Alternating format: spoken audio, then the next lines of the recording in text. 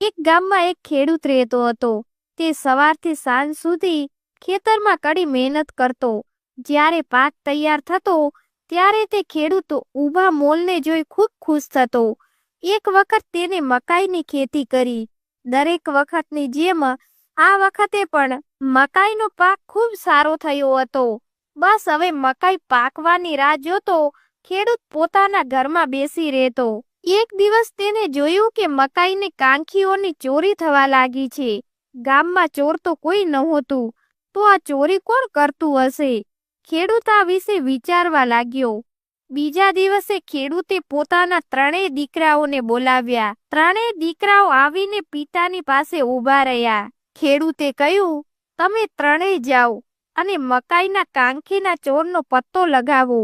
જે ચોરનો સાચો પત્તો લગાવશે તેને હું મારી બધી સંપત્તિનો વારિસદાર બનાવીશ. મોટા દીકરાએ કહ્યું, હું ઘરમાં સૌથી મોટો છું, એટલે સૌથી પહેલા હું જાઉં છું. મોટા દીકરાએ પોતાની ટોપી પહેરી અને ચાલ્યો ગયો. ચાલતા ચાલતા તે થાકી ગયો તો એક કૂવાની પાસે જઈ સૂઈ ગયો. સૂતો શું તેને ઊંઘ જ આવી ગઈ. થોડીવાર પછી તેને આંખ ખુલી તો જોયું કે એક દેડકું ટર ટર કરી રહ્યું હતું. મોટો દીકરો દેડકાની પાસે ગયો તો દેડકાએ કહ્યું, મને પણ સાથે લઈ જા, હું તારી મદદ કરીશ. મોટા દીકરાને ખૂબ ગુસ્સો આવ્યો. તે બોલ્યો, જા જા, તું શું મારી મદદ કરીશ? એને દેડકાને ઊંચકીને કૂવામાં ફેંકી દીધું. રાત પડતા સુધીમાં મોટો દીકરો ખેતરમાં પહોંચી ગયો. ચોરને પકડવા માટે રાત્રે જાગતું રહેવું જરૂરી હતું, પરંતુ મોટા દીકરાની આંખોમાં ઊંઘ આવી ગઈ અને તે થોડા જ સમયમાં ઊંઘી ગયો. સવાર પડ્યું ને સૂરજ માથે આવી ગયો હતો ત્યારે તેને જોયું કે મકાઈની કાંખી ચોરી થઈ ગઈ હતી. બિચારો શું કરી શકે? તે મોઢું લટકાવીને ઘરે પાછો આવી ગયો. હવે વછેટભાઈનો વારો આવ્યો. તે સારી રીતે તૈયાર થઈને ખેતર તરફ ચાલ્યો. બળબળતા તડકાથી તેને તરસ લાગી અને તેનું ગળું સુકાઈ ગયું. તેને કૂવામાં ડોળ નાખીને પાણી બહાર કાઢ્યું. પાણી સાથે ડોળની અંદર બેસીને એક દેડકું પણ બહાર આવી ગયું. દેડકું બહાર આવતા જ બોલ્યું, મને તારા સાથે ખેતરમાં લઈ જા, હું તારી મદદ કરીશ. વછેટ દીકરાને દેડકાની વાત પર વિશ્વાસ થયો નહીં. તેને દેડકાને ત્યાં જ છોડી દીધું અને તે ખેતર તરફ ચાલ્યો ગયો. ખેતર સુધી પહોંચતા તે ખૂબ થાકી ગયો. મોટા ભાઈની જેમ તે પણ ઊંઘી ગયો. બીજે દિવસે તે પણ ઘરે પાછો આવી ગયો. હવે સૌથી નાના ભાઈનો વારો આવ્યો. તેને મોટા ભાઈઓ પાસેથી પરવાનગી માંગી તો તેઓ હસતા હસતા બોલ્યા, જા જા, આ કામ તારા ગજાનું નથી. હિંમત કરીને નાનો ભાઈ નીકળી પડ્યો. તેને પોતાના ખભા પર બંદૂક અને ખાવાની પોટલી લટકાવી દીધી. કૂવાની પાસે પહોંચતા જ તેને ભૂખ લાગી. તેને પોટલી છોડીને રોટલી કાઢીને ખાઈ લીધી. રોટલી ખાવા પછી તે પાણી પી રહ્યો હતો કે દેડકું સામે આવી ગયું. દેડકું બોલ્યું, મને તારી સાથે ખેતરમાં લઈ જા, હું તારી મદદ કરીશ. દેડકાને આ માણસની ભાષામાં વાત કરતું જોઈ નાનો ભાઈ ખૂબ ખુશ થઈ ગયો અને નાના ભાઈએ દેડકાને ઊંચકી પોતાના હાથમાં લઈ લીધું. પોતાની પાસે જે ભાત હતું એ ભાતની પોટલી છોડી તેને કંઈક ખાવા માટે આપ્યું. પછી દેડકાએ નાના ભાઈને કહ્યું, તું કૂવામાં ઝાંખીને જો, કૂવામાં એક ચમકતો પથ્થર છે, તેને જોવાથી તારી મનોકામના પૂરી થઈ જશે. નાના ભાઈએ કૂવામાં ઝાંખીને જોયું. ખરેખર કૂવામાં એક ચમકતો પથ્થર દેખાયો. દેડકું હસીને બોલ્યું, મને ખેતરમાં લઈ જા, હું તારી જરૂરથી મદદ કરીશ. હવે નાનો ભાઈ દેડકાને સાથે લઈ ખેતરની તરફ ચાલ્યો. રસ્તામાં દેડકાએ નાના ભાઈને પૂછ્યું, તમે પથ્થર પાસેથી શું શું માગ્યું છે? નાના ભાઈએ જવાબ આપ્યો, મેં 3 વસ્તુઓ માગી છે. પહેલી કે મકાઈના ચોરને પકડવું, બીજું એક મોટું ઘર અને ત્રીજું એક સુંદર વહુ. જ્યારે તેઓ ખેતરના નજીક પહોંચ્યા ત્યારે નાના ભાઈએ સોનેરી પંખોવાળું એક પક્ષી જોયું. એ પંખી મકાઈ ખાઈ રહ્યું હતું. નાના ભાઈએ બંદૂકનો નિશાનો લગાવી રહ્યો હતો ત્યારે દેડકાએ તેને રોકી લીધો. તેને કહ્યું, હમણાં ઊભો રે, એને મારીશ નહીં. નાનો ભાઈ ઊભો રહ્યો અને પંખી મકાઈ ખાઈને ઉડી ગયું. થોડી વારમાં તે ગાવા લાગ્યું. નાના ભાઈએ તેનું ગીત સાંભળ્યું અને તે ચોંકી ગયો. પંખી ગીત ગાતા કહી રહ્યું હતું, હું પંખી નથી, હું એક છોકરી હતી. જાદુગરના શ્રાપથી હું પંખી બની ગઈ હતી. ગીત પૂરું થતાં દેડકાએ નાના ભાઈને કહ્યું, આ છે એક સુંદર વહુ. હવે દેડકું પણ ગાવા લાગ્યું. જ્યારે તે ગીત ગાવા લાગ્યું ત્યારે પંખીની સોનેરી પાંખો એક એક કરીને ખરવા લાગી.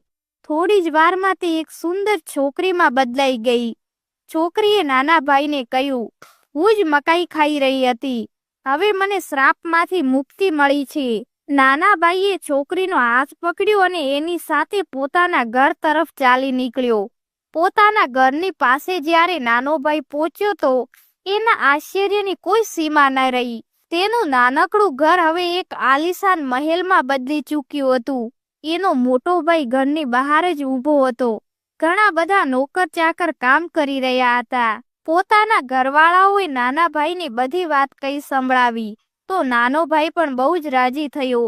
ખેડૂતે આ સુંદર છોકરીના લગ્ન પોતાના નાના છોકરા સાથે કરાવી દીધા અને નાના ભાઈને પોતાની બધી માલ મિલકતનો વારસદાર બનાવી દીધો. ડોલા પટેલનો ડાયો જબરો રિસાળ. એક દહાડો તેની ભાભીએ જરાક કાંઈ કહ્યું તે તેને તોબરો ચડ્યો અને રાતને વખતે સાંજનું વાળું કરી મોજ લપરાવાળા અમથા પટેલના કૂવામાં પડ્યો. સોધા શોધમાં 7 દહાડા વહી ગયા. ડાયાનું સાસરું મોજલપુર. મોજલપુરના કામજી પટેલ એના સસરા થાય. અમથા પટેલની ડાઈ કૂવે પાણી ભરવા ગઈ એટલે તેનો ઘડો ડાયાએ ઝાલ્યો. ડાઈએ જાણ્યું કે કૂવામાં ભૂત છે. તે ઓ મારા બાપ રે કરતી તે નાઠી. ઘરે જઈ બાપને વાત કહી. અમથા પટેલે જઈને કૂવામાં તપાસ કરી. ડાયાને કાઢ્યો અને ઘરે લઈ આવ્યા. ગમે તેવો તોય જમાઈ. પટેલ તેને ઘરે તેડી ગયા અને પટલાણીએ કંસાર કર્યો. ડાયાભાઈનો સાળો કહે કે પટેલ ઉઠો ને જમવાનું થયું છે. ભારેખમ રહીએ તો સાસરામાં બહાર રહી. એટલે ડાયો બોલ્યો, નથી જમવું, ભૂખ નથી લાગી. પેલો કહે, પટેલ કૂવે પડ્યા કેટલા દી થયા? થયા હશે 7 તો તમને 7 દિવસથી ભૂખ નથી લાગી?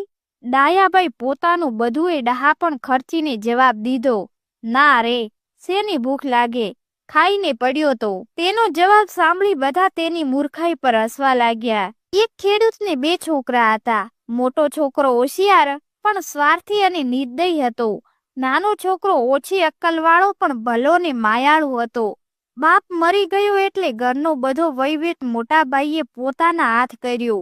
મા તથા નાના ભાઈને ઘરે રાખી જાણે તેમના પર ઉપકાર કરતો હોય એમ બતાવવા લાગ્યો. નાનો ભાઈ બિચારો મૂંગે મોએ ખેતરમાં ગધા વેતરું કર્યા કરતો. થોડા વખત પછી મોટા ભાઈનો લોભ વધ્યો. એને તો બાપીકું ઘરને ખેતર બધું એકલા જ પચાવી પાડવાનો નિર્ણય કર્યો. નાના ભાઈને બોલાવી સંભળાવી દીધું કે આજથી તારે આ ઘર છોડી ચાલ્યા જવું. મજૂરી કરી તું તારું ફોડી લેજે. આ શબ્દોથી નાના ભાઈને બહુ જ દુઃખ લાગ્યું. જે થોડું ઘણું પોતાનું હતું તે લઈ માની રજા લેવા ગયો. માથી આ અન્યાય સહન થયો નહીં.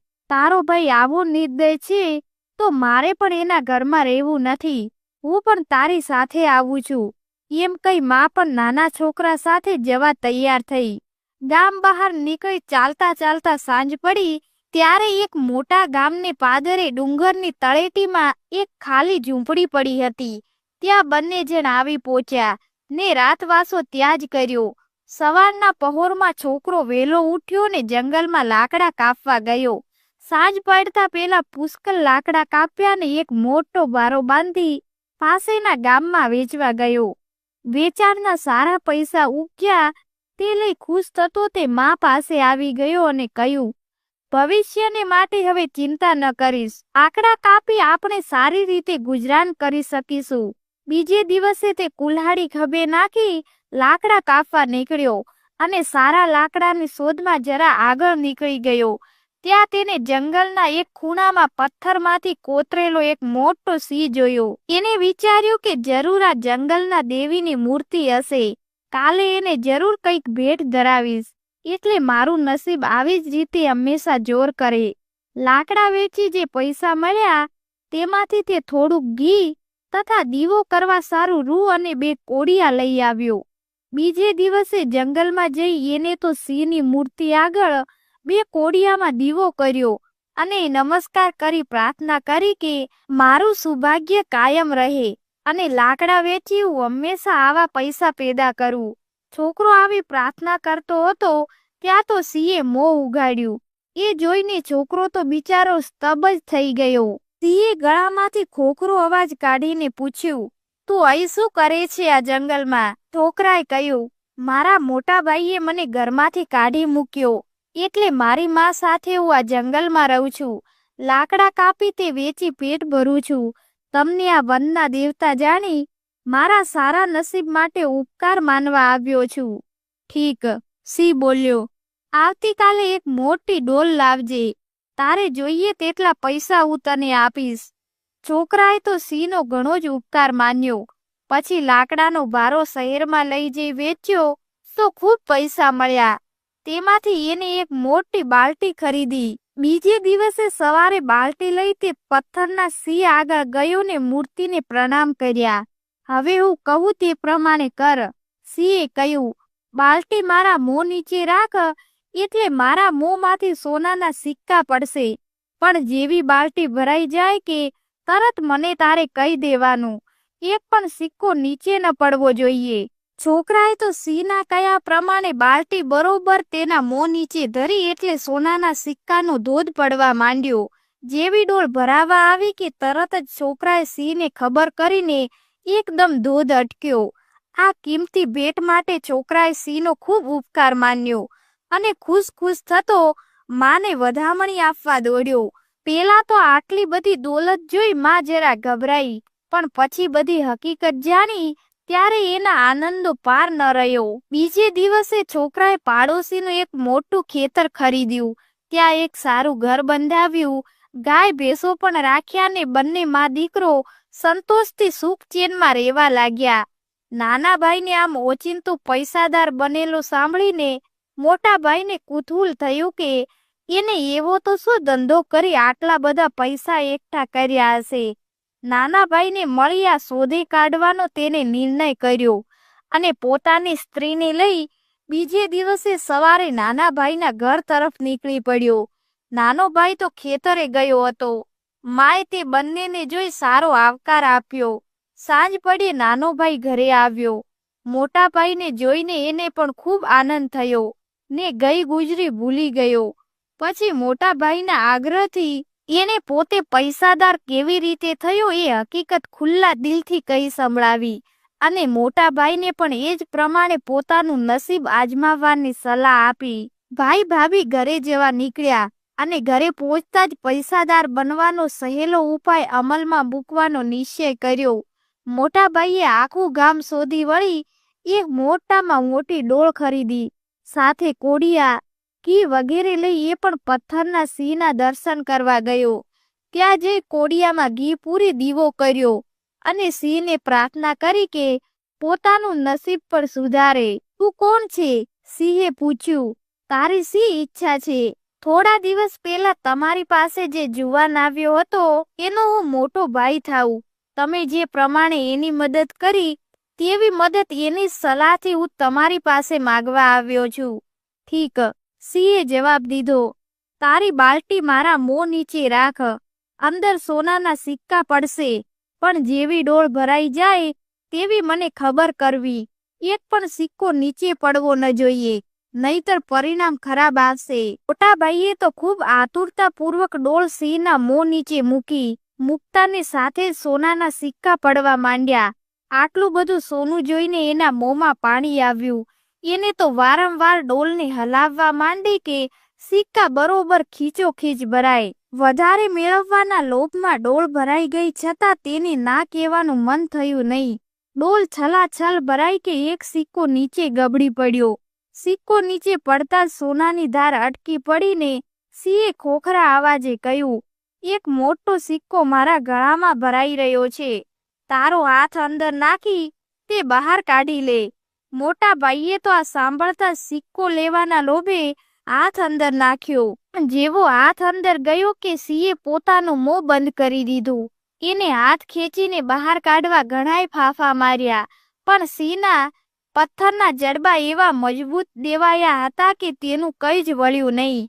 પેલાય ગણીએ આજીજી કરી, પ્રાર્થના કરી, પણ સિંહે તો પથ્થરની મૂર્તિ જ બની ગયો હતો. એટલે સાંભળે શું કામ? ડોળમાં નજર કરી તો સોનાના સિક્કાને બદલે ગુળના ડેફા જોયા. એટલે તો એના દુઃખનો પાર જ ન રહ્યો.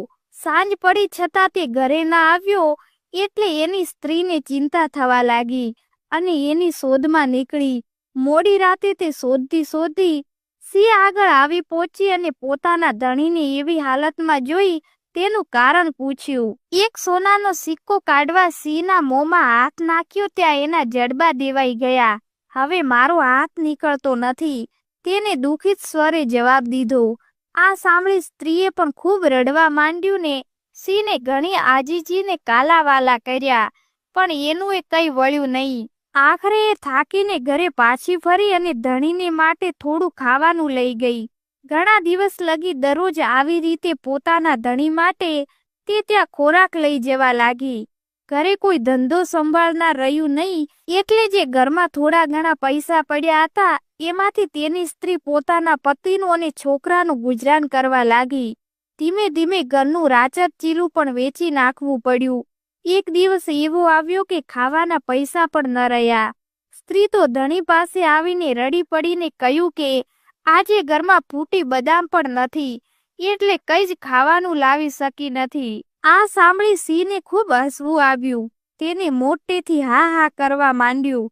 હસવાને માટે તેને જડબા ઉગાડ્યા. તે પાછા દેવાય તે પહેલા તો મોટા ભાઈએ હાથ ખેંચી લીધો.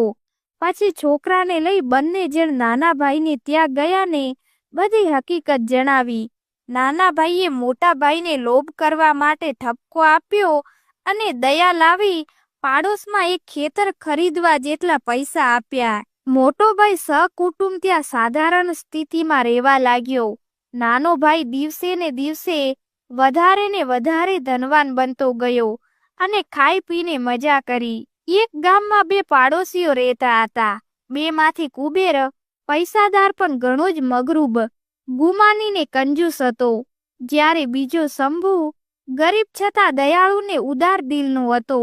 એક વખત શંભુના ઘરમાં કોઈ ચકલા ચકલીએ માળો બાંધ્યો હતો.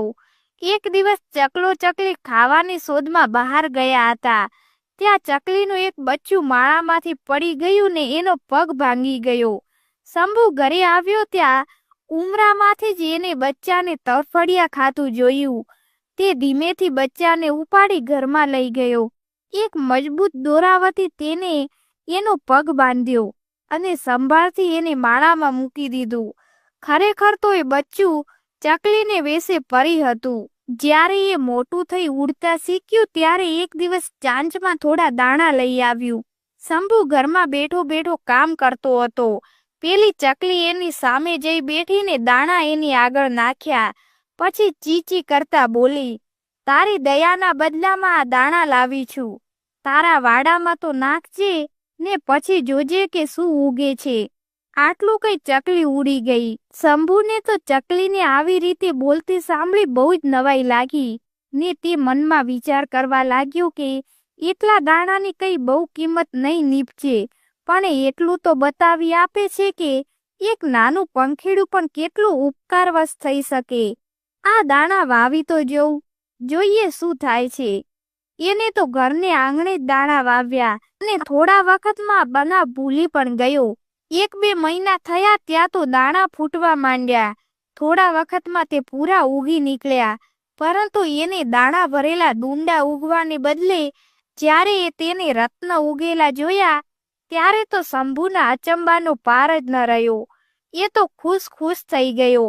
એને બધા રત્નો એકઠા કર્યા અને પાસેને ગામ જઈ મોટી કિંમતે વેચ્યા. થોડા વખતમાં તો શંભુ પૈસે ટકે સુખી થઈ ગયો. કુબેરે જ્યારે શંભુને એકાએક ધનવાન થયેલો જોયો ત્યારે એને નવાઈ લાગીને એનું કારણ શોધવાની ઈચ્છા થઈ. શંભુને પૂછતા એને તો જે હકીકત બની હતી તે કહી. બન્યું એવું કે તે વખતે કુબેરને ત્યાં પણ ચકલીએ માળો બાંધ્યો હતો. ચકલો ચકલી જ્યારે ચણ શોધવા ગયા ત્યારે કુબેરે નિસરણી પર ચડી ચકલીના એક બચ્ચાને માળામાંથી નીચે ફેંકી દીધું. પછી નીચે ઉતરી એના પગને દોરી વતી બાંધી ફરીને માળામાં મૂકી આવ્યો. પણ મૂકતા પહેલા કહ્યું કે હું આશા રાખું છું કે આનો બદલો મને મળશે. એ ચકલી જ્યારે મોટી થઈ ત્યારે એક દિવસ ઉડતી ઉડતી કુબેરની સામે આવીને બેઠી અને ચીચી કરીને એને થોડા દાણા ચાંચમાંથી વેર્યા ને બોલી, તારી દયાના બદલામાં આ દાણા લાવી છું. તારા બાગમાં ઉગાડજે અને પછી જોજે કે શું ઉગે છે. કુબેર તો આ સાંભળી ખૂબ ખુશ થઈ ગયો અને મનમાં વિચારવા લાગ્યો કે થોડા વખતમાં મને પણ સુંદર રત્નો મળશે. એણે તો બાગમાં ખૂબ કાળજીથી એક ક્યારો બનાવ્યો અને સારી રીતે ખાતર નાખી કરી પેલા દાણા વાવ્યા. રોજ સવારે વહેલો ઉઠી તે છોડ જોવા જાય. છોડ વધતો જાય તેમ એની કાળજી ખૂબ રાખે. દાણા તો ફૂટ્યા અને ઝડપથી ઉગવા માંડ્યા. એક દિવસ સવારે જઈને જુએ તો રત્નોને બદલે ક્યારામાં એને એક ભયંકર આકૃતિના પુરુષને જોયો. એની બગલમાં હિસાબના ચોપડા હતા. કુબેર તો ખૂબ ગભરાઈ ગયો ને પેલા પુરુષને પૂછ્યું, તું કોણ છે? ગઈ જન્મારે તે મારું પુષ્કળ દેવું કર્યું હતું. આજે તારી પાસેથી લેણું વસૂલ કરવા હું આવ્યો છું. એમ કઈ પેલા પુરુષે તો કુબેરની બધી માલ મિલકત જપ્ત કરી લીધી ને કુબેર પૈસાદાર મટી ગરીબ બની ગયો. એક દિવસ શંભુ બહાર ગામ જવાનો હતો. એને એક સોના મોહરની કોથળી કુબેરને સાચવવા આપીને કહ્યું, હું આવું ત્યાં લગી આ સંભાળજે. કુબેર લોભી તો હતો જ, તેમાં ગરીબાઈએ વધારે બનાવ્યો. એને તો કોથળીમાં કાણું પાડી બધી સોના મોહરો કાઢી લીધી અને અંદર કાંકરા ભરી બરોબર સીવી લીધી. જ્યારે શંભુ પાછો ફર્યો ત્યારે એને કોથળી માગી. કુબેરે તો કોથળી લાવી આપી, પણ શંભુ જેવો ઉગાડીને જોવા જાય તો અંદર કાંકરા. આમ કેમ? મેં તો તને સોના મોહરથી ભરેલી થેલી આપી હતી ને. કુબેર તો જાણે નવાઈ પામ્યો હોય એવું મોં કરીને બોલ્યો, મિત્ર, સોના મોહરના કાંકરા બની ગયા. સોના મોહરના કાંકરા બની ગયા. શંભુને લાગ્યું કે વધારે કહેવામાં ફાયદો નથી. એ તો કોથળી લઈને મૂંગો ઘરે ગયો ને થોડા વખતમાં જાણે કંઈ બન્યું જ નથી એમ વાત ભૂલાઈ ગઈ.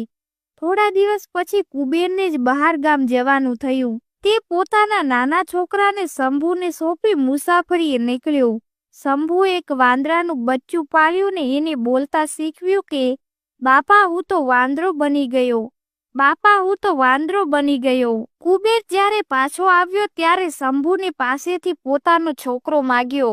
શંભુએ પેલો વાંદરો લાવી એના હાથમાં મૂક્યો. આ શું? મારો છોકરો ક્યાં? વાંદરાએ જવાબ આપ્યો, બાપા હું તો વાંદરો બની ગયો. બાપા હું તો વાંદરો બની ગયો.